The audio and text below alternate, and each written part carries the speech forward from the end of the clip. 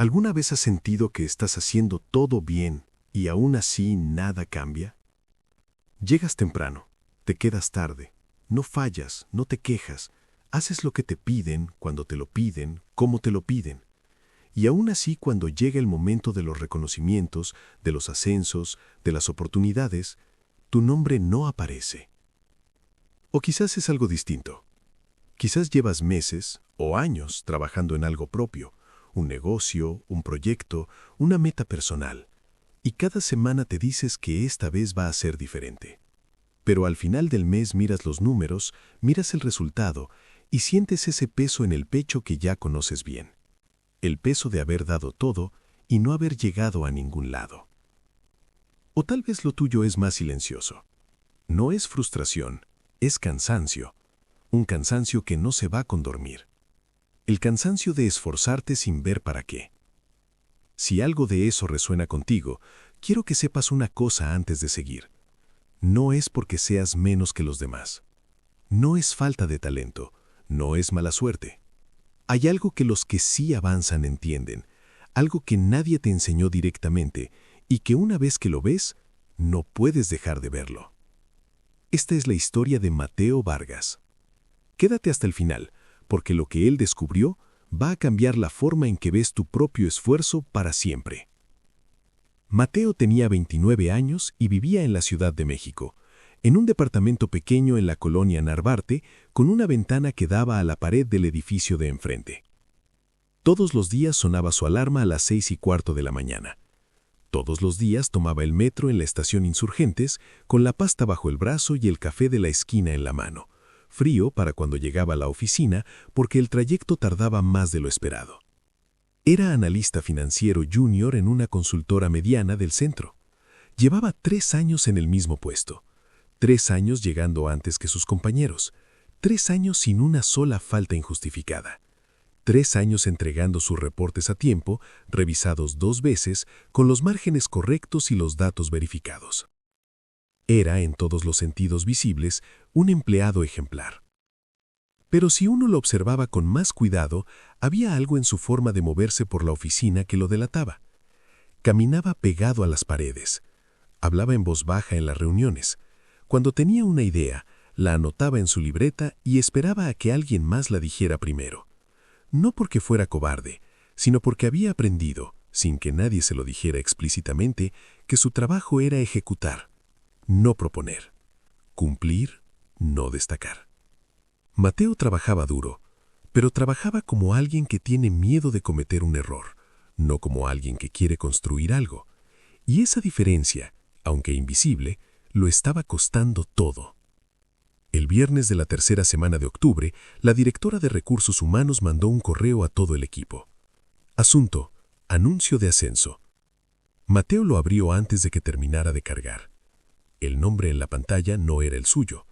Era el de Rodrigo Peña, 27 años, año y medio en la empresa. Rodrigo, que llegaba 10 minutos tarde con regularidad. Rodrigo, que en las reuniones hablaba aunque no estuviera seguro. Rodrigo, que el mes pasado había propuesto un sistema de seguimiento que nadie pidió y que, sin embargo, el director general había adoptado de inmediato. Mateo leyó el correo 3 veces. Luego cerró la pantalla y se quedó viendo a la pared durante 1 minuto completo. Esa noche, llegó al departamento sin hambre. Valentina, su novia, estaba en la cocina preparando sopa. Lo vio entrar, vio su cara y supo sin preguntar que algo había pasado. Él le contó. Ella lo escuchó. Y cuando terminó, Valentina lo miró a los ojos con esa honestidad que a veces duele más que un golpe. Mateo, le dijo en voz baja, tú no trabajas para crecer, trabajas para no ser despedido. Él abrió la boca para responder, pero no encontró las palabras, porque en algún lugar adentro supo que era verdad. Salió a caminar sin decir a dónde iba. Caminó por Álvaro Obregón, luego por Orizaba, luego sin rumbo fijo hacia el centro, con las manos en los bolsillos y ese nudo en el pecho que no sabe si es tristeza o rabia o las dos cosas al mismo tiempo. Fue sin querer que entró al mercado.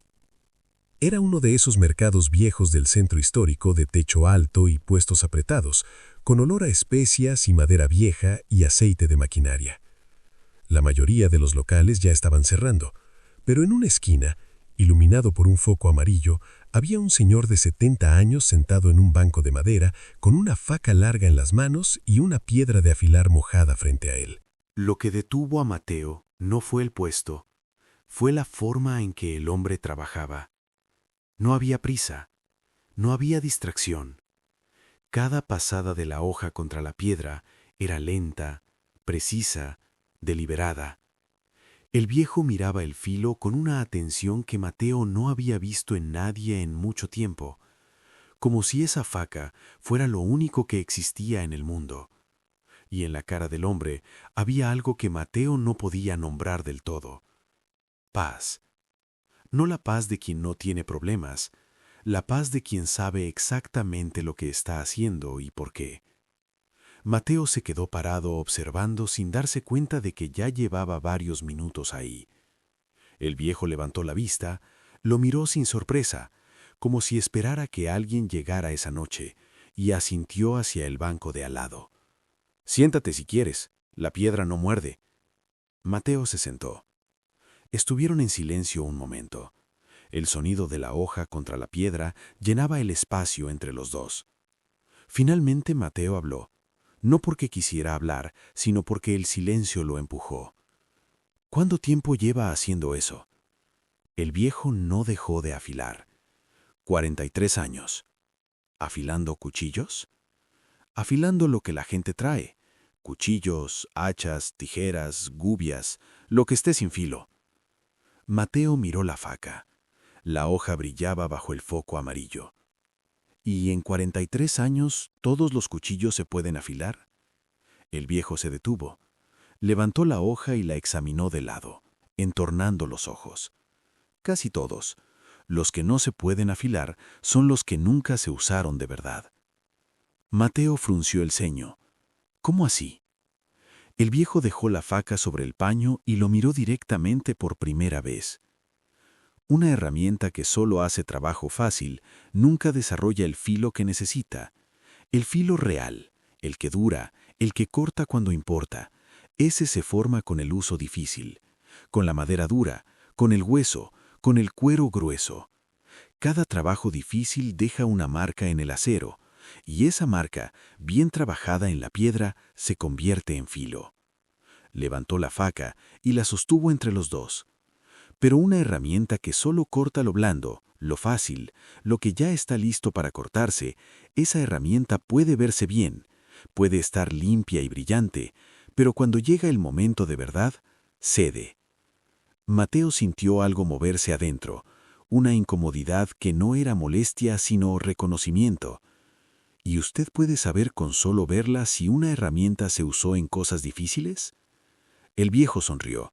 Siempre. El acero no miente. Hubo un silencio. Mateo miró sus propias manos. ¿Y las personas? Preguntó sin saber bien por qué lo preguntaba. El viejo recogió la piedra y empezó a mojarla de nuevo. Las personas son iguales. Conozco gente que ha trabajado 20 años y no ha crecido. Y conozco gente que lleva 5 y ya tiene más filo que la mayoría. La diferencia no es el tiempo, es el tipo de trabajo que eligieron hacer. Mateo sintió que la pregunta ya estaba formada antes de que pudiera detenerla. ¿Cómo saber si uno está eligiendo el trabajo difícil o solo el trabajo seguro? El viejo lo miró un momento largo, luego preguntó: ¿Cuándo fue la última vez que hiciste algo en tu trabajo con miedo de hacerlo mal? Mateo abrió la boca. La cerró. No recordaba. Exacto, dijo el viejo, sin crueldad, sin triunfo, solo con la calma de quien confirma algo que ya sabía. El trabajo que no te da miedo es el trabajo que ya sabes hacer, y el trabajo que ya sabes hacer no te afila, te mantiene. Pero mantenerse no es crecer, y el mundo no premia a los que se mantienen, premia a los que se afilan. Mateo quiso decir algo. Quiso decir que él sí tomaba riesgos, que sí se esforzaba, que no era justo compararlo con alguien que no trabaja tanto como él. Pero mientras formaba el argumento adentro, supo que era hueco. Supo que estaba a punto de defender exactamente el problema que el viejo acababa de nombrar. ¿Y cómo se empieza?, preguntó en cambio. El viejo volvió a tomar la faca. Igual que esto, una pasada a la vez. No se afila todo el cuchillo de golpe, se trabaja una sección, se siente dónde cede el metal. Se vuelve ahí, una vez, otra vez, otra vez. Te doy 3 cosas concretas, muchacho, porque veo que las necesitas y que esta noche estás listo para escucharlas. Mateo asintió. Primero, mañana en tu trabajo identifica la tarea que llevas tiempo evitando porque podrías hacerla mal.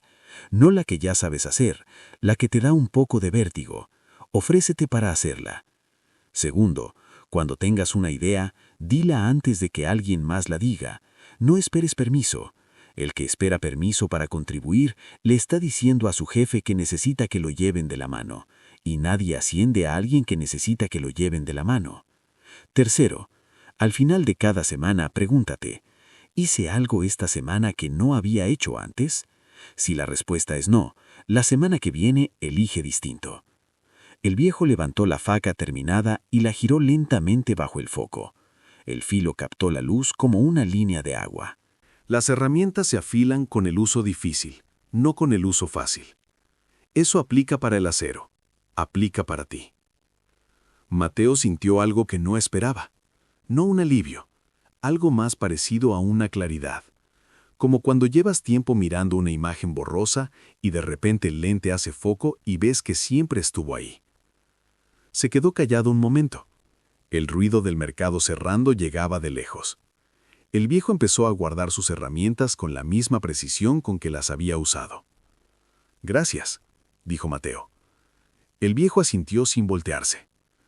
«Ahora ve a casa, y mañana usa el filo». Esa noche Mateo no durmió de inmediato. Estuvo largo rato en la oscuridad del cuarto, mirando el techo, con las palabras del viejo moviéndose despacio en su cabeza. Valentina dormía a su lado. Él pensó en Rodrigo. Pensó en el correo de ascenso. Pensó en cuántas veces había tenido una idea en una reunión y la había guardado. Cuántas veces había visto un problema que podía resolver y había esperado a que alguien se lo pidiera. Al día siguiente, lunes, llegó a la oficina a su hora habitual, pero algo era diferente. En la reunión de las 10, el director planteó un problema con un cliente importante. Los reportes de seguimiento estaban tardando demasiado, y el cliente amenazaba con cambiar de consultora. Nadie habló durante 5 segundos. Mateo sintió el vértigo que el viejo había descrito, y antes de que pudiera convencerse de quedarse callado, habló. «Tengo una propuesta. Puedo rediseñar el flujo de entrega en 2 semanas. Nunca lo he hecho solo, pero conozco el proceso por dentro. Si me dan acceso al sistema de gestión del cliente, puedo intentarlo». Hubo un silencio. El director lo miró. Mateo sintió el impulso de retractarse, de suavizar, de decir, bueno, si hay alguien más capacitado. No lo hizo. El director asintió. «Hazlo». Las 2 semanas siguientes fueron las más difíciles de sus 3 años en la empresa. Mateo cometió errores que tuvo que corregir. Pidió ayuda 2 veces, lo cual le costaba porque siempre había creído que pedir ayuda era admitir debilidad. Trabajó noches que no tenía planeadas. Hubo un martes en que el sistema rechazó su propuesta de integración y tuvo que empezar una parte desde cero, y sintió ganas de mandar un correo diciendo que no podía. Recordó la faca, recordó la piedra, recordó que el filo se forma donde el metal cede. Siguió. A las 2 semanas y 3 días, entregó el nuevo flujo. El cliente respondió en 48 horas, satisfecho. El director lo llamó a su oficina. No fue un discurso largo, fue una frase. «Buen trabajo, Mateo. Esto es lo que necesitábamos ver de ti».